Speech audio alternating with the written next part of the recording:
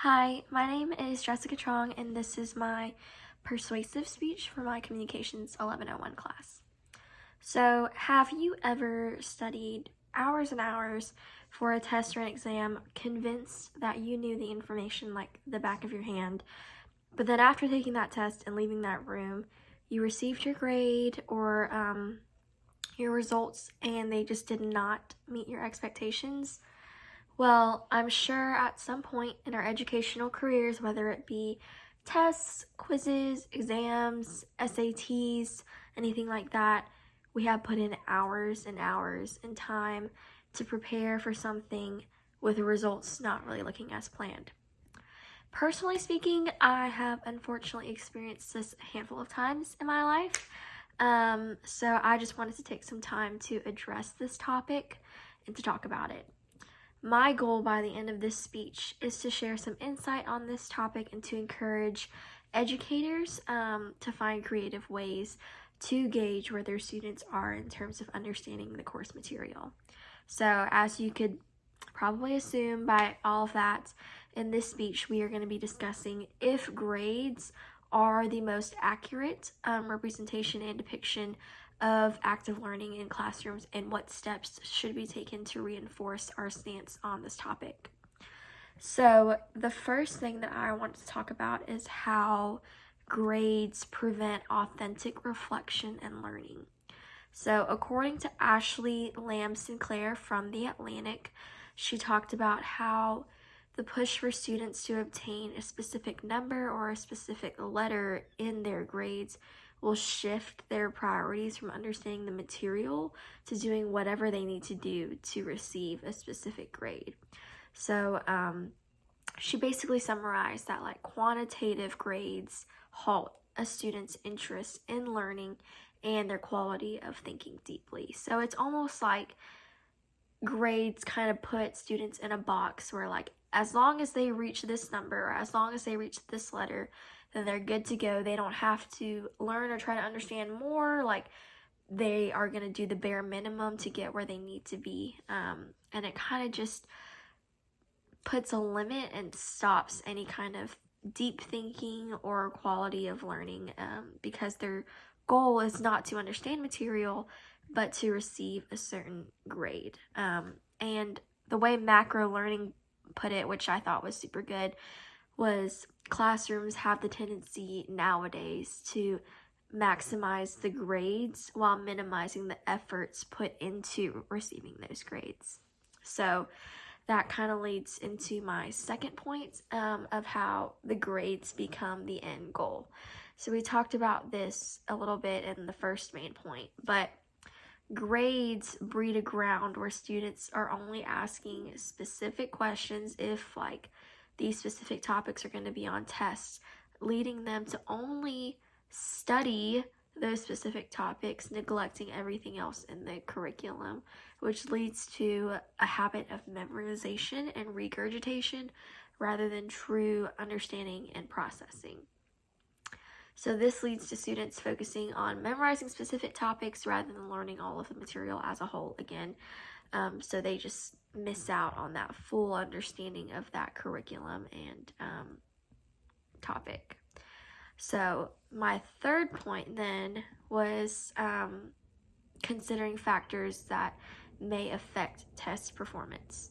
According to Dr. Rizwan Akram Rana and Dr. Nazir Mahmood in their article, The Relationship Between Test Anxiety and Academic Achievement, students with higher test anxiety tend to score poorer and achieve poorer grades than students who experience low test anxiety, even if they may have spent the same amount of time studying, or sometimes the ones that don't have test anxiety may have studied less than the people who did have high test anxiety.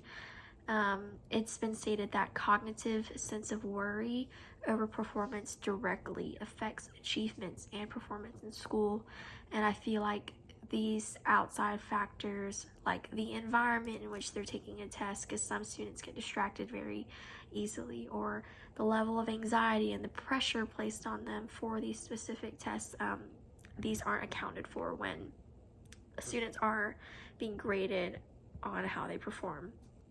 So Now that we understand more of how quantitative grades are not an accurate representation or depiction of active learning, and why these things need to change in our education systems, my call to action would just be try using some alternatives in classrooms instead of quantitative grades. Cecilia Henry Arnard in how an alternative grading system is improving student learning. She talks about a few just alternatives to the traditional and typical grading system, and I will be talking about two of those here.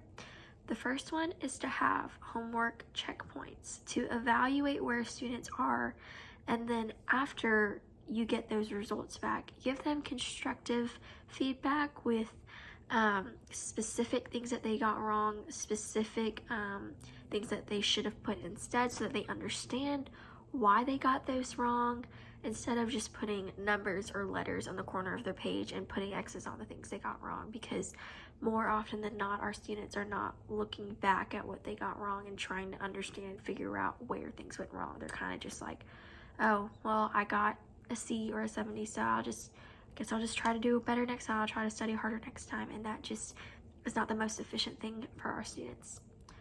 The next thing that we can do is the frequent and low stakes quizzes instead of a few high stake exams. So I've had the fortune to experience classrooms where we have quizzes every single week, and there's a lot less pressure on them. There's like 5 questions on each quiz just to make sure I have a solid understanding and foundation of what's going on, rather than having like 4 tests the entire year in which there's just so much information to process and understand and have to put on paper.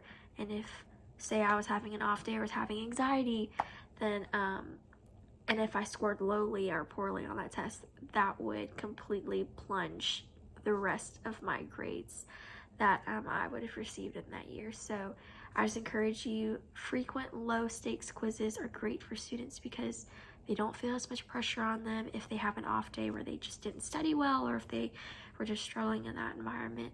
They have opportunities to make that up in the future. And that gives them time to focus on that specific topic and portion of information, rather than having a test of like 100 questions, trying to cram all this information in and not fully getting a deep and in-depth understanding of what the material is.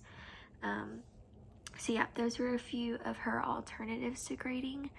I know most people assume that grades are the most efficient way to evaluate learning and understanding, but today we can see here that that's not always the case. So I just challenge you guys, if you are ever in a position of influencing someone's education journey or school or learning, just to find creative ways to teach our students efficiently and creative ways to gauge where they're at for a more accurate representation of their learning. Because I'm not saying that we shouldn't do anything, any tests to like figure out where they are, because it's important to gauge where they are, but we want to be fair about this and to give them the opportunity to truly display how much they have learned and retained in schools. So that's all I have for you today. I appreciate you listening, and bye.